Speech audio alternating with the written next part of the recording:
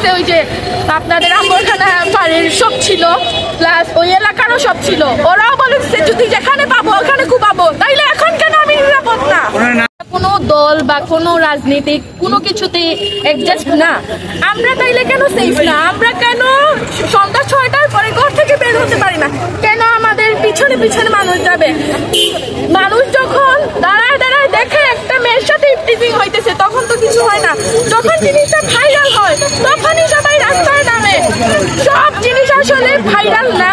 আমাদের অনেক মেয়েদের আছে যে আমরা নিজের সেফটি নিতে পারতেছি না, আমরা কাউকে বলতে পারতেছি না।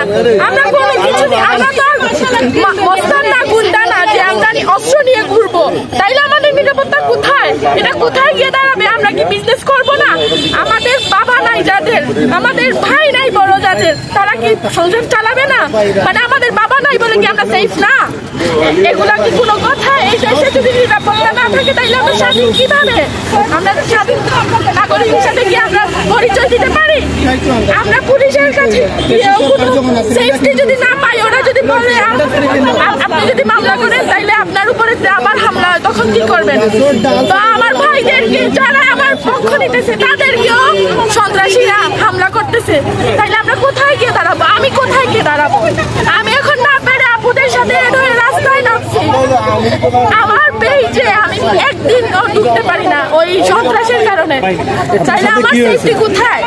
আপনার সাথে কি হয়েছে? আপনার সাথে ঘটনা কি হয়েছে? ডিরেক্ট রাস্তায় একটা সন্ত্রাস সব সময় পিছনে, তারপরে আমাকে মানে হুমকি দেয়, অ্যাসিড মারবে, এই করবে সেই করবে। আমি এখন আমার বিজনেস নাম্বারটা অফ করে রেখে দিছি।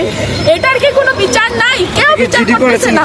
সবাই জানে, অনেকেই জানে এই কাহিনী। আপনি থানায় জিডি করছেন? আমার একটা জিডি করা ছিল আগে ওই গতুয়ালি থানাতে, পরে বলছিল যে পারিবারিকভাবে সমাধান করতে। ও যে এত গুন্ডার গুন্ডা, পারিবারিকভাবে সমাধান হয়েও কোনো লাভ হয় নাই। বিচার করতে ওই যে আপনাদের আম্বরখানা বাড়ির সব ছিল, প্লাস ওই এলাকারও সব ছিল। ওরাও বলেছে যদি যেখানে পাবো ওখানে কুপাবো, তাইলে এখন কেন আমি নিরাপদ না? ওনার নাম কি জানি? ওর নাম মেবি রাজু, মেবি। আমি আসলে শিওর, ওরে চিনিও না কিছু না। আমার অনলাইন থেকেও আমার সব